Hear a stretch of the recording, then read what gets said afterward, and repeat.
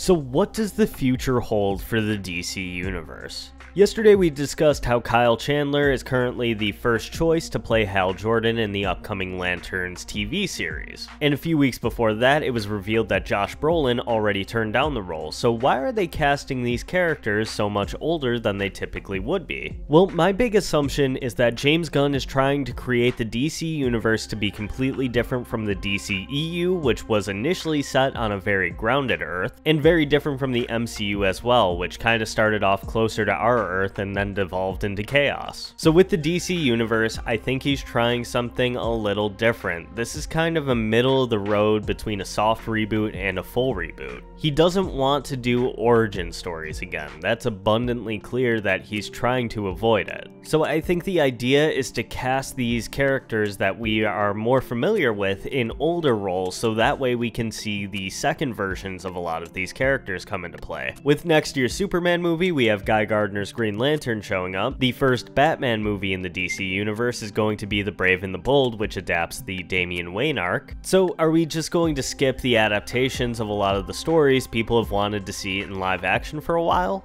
I'm not quite sure yet, but I think I have a solution to that. So let's say they go ahead and they cast Kyle Chandler as Hal Jordan in Lanterns. The actor is currently 59, so let's say that he got the ring in his early 20s, which would put it at around the late 80s. And we also know that James Gunn wants the DC Universe to kind of be a multimedia project, including video games, animations, etc. So wouldn't it be awesome if in live action we could have these new stories told with these characters we're familiar with and very different versions that we never saw before on screen, while taking a look back through other mediums like video games or animation to kind of complete their story. Those are just my thoughts though. Let me know what you think about this down in the comments below and click on screen for another video.